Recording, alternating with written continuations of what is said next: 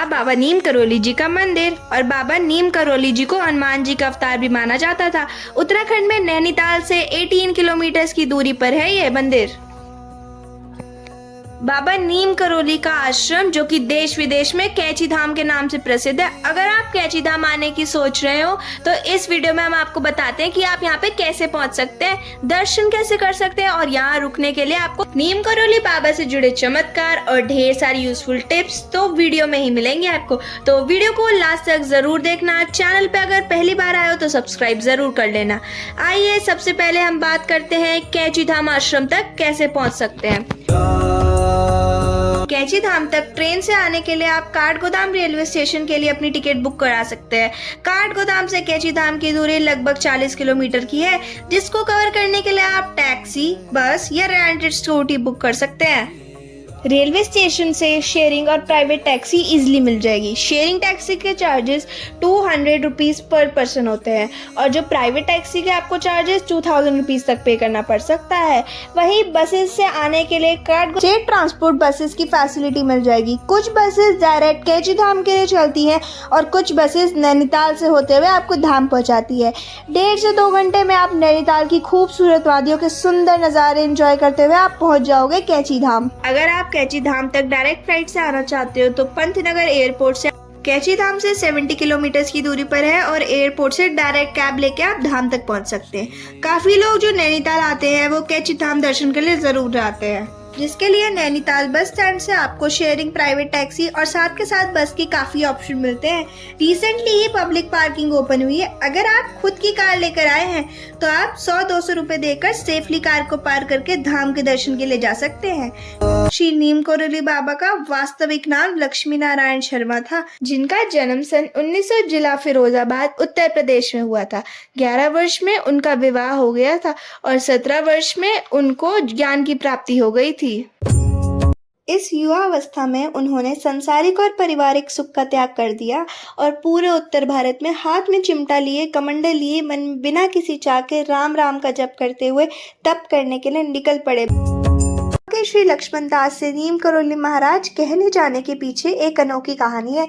एक बार बाबा ट्रेन के first class compartment में सफर कर रहे थे, मगर टिकट नहीं होने के वजह से टीसी ने उन्हें करोली नामक स्टेशन पे उतार दिया। वहीं कुछ दूरी पर एक नीम के पेड़ के नीचे बाबा ने अपना चिमटा गड़ा दिया और वहीं दूसरी तरफ ट्रेन के ड्राइवर के कई बार कोशिश करने के बाद भी ट्रेन 1 इंच भी आगे नहीं चली। सब लोग ये देख के बहुत हैरान थे। गांव वालों और स्टेशन मास्टर जो बाबा जी को जानते थे, सबने टीसी से माफी मांगने और सम्मान पूर्वक ट्रेन में अंदर बैठाने को कहा।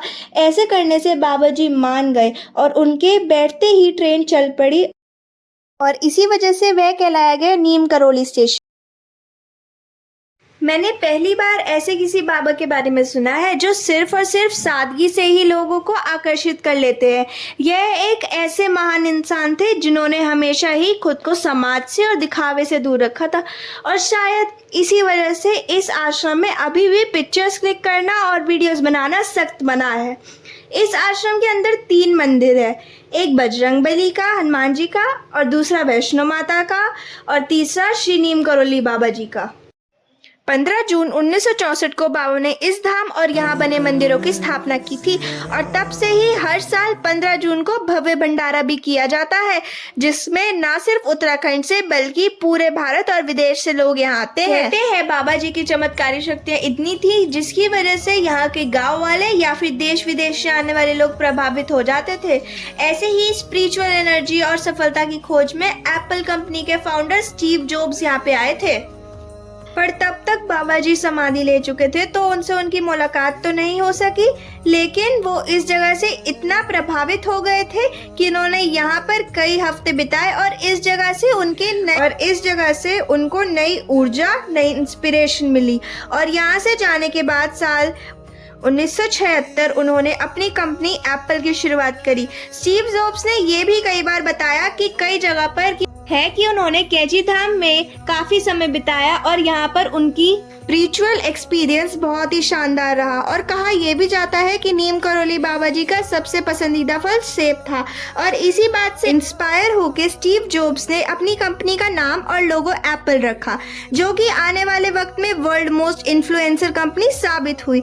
इसके बाद उन्होंने फेसबुक फाउंडर मार्क जुकरबर्ग को यहाँ आने के लिए कहा, जिनको फेसबुक को नेक्स्ट लेवल तक लेके जाने का मोटिवेशन नीम करोली से मिला। यहाँ तक कि हॉलीवुड एक्ट्रेस जूलिया रॉबर्ट्स, जिन्होंने सिर्फ बाबा की तस्वीर देखी थी और उनका मन परिवर्तित हो गया था, जिसके बाद उन्होंने हिंदुइज्म को पढ़ना शुरू कर दिया था। देश के मशहूर क्रिकेटर विराट कोहली और अनुष्का शर्मा भी यहाँ आए थे। नीम करोली महाराज लगभग हर समय इसी प्रकार के साधारण से कंबल ओढ़ा करते थे, इसलिए आने वाले भक्त आज भी मंदिर में कंबल दान करते हैं। 11 सितंबर 1973 में बाबा जी ने अपना वृंदावन में शरीर को त्याग कर दिया था और फिर उसके बाद समाधि ली थी। तो उसके बाद उनकी अस्थियों को यहाँ लाया गया और उनकी एक मूर्ति बनाकर उन अस्थियों को यहाँ पर रखा गया, क्योंकि बाबा जी को इस जगह से खास लगाव था और उन्होंने अपने जीवन का सबसे ज़्यादा समय यहीं कैची धाम में बिताया था। तो उनकी ये अंतिम इच्छा थी कि उनकी अस्थियों को यहाँ पर रखा जाए। आने वाली काफ़ी भक्तों की इच्छा होती है कि वो कुछ दिन तक आश्रम कैची धाम में रुक सके, लेकिन उसके लिए कुछ दिनों पहले आश्रम को एक लेटर भेजना होता है, जिसमें आश्रम में रुकने की वजह बतानी होती है। सही वजह होने के बाद ही आश्रम में रहने की अनुमति दी जाती है। अगर आप लोग को नैनीताल तरफ आ रहे हो तो कैची धाम मंदिर में दर्शन करना, बाबा नीम करोली के दर्शन करना बिल्कुल मत भूलना। आश्रम जाने का सही समय मार्च से जून और सितंबर से नवंबर के बीच यहाँ जाना सबसे अच्छा रहता है। इस दौरान मौसम सुहाना रहता है और यात्रा करने में कोई परेशानी नहीं होती। मॉनसून के दौरान खराब मौसम के कारण पहाड़ों में जाने से बचना चाहिए। मिलते हैं जल्दी नेक्स्ट वीडियो में। सी यू सून। और इस चैनल पर अगर नए हो तो सब्सक्राइब करना।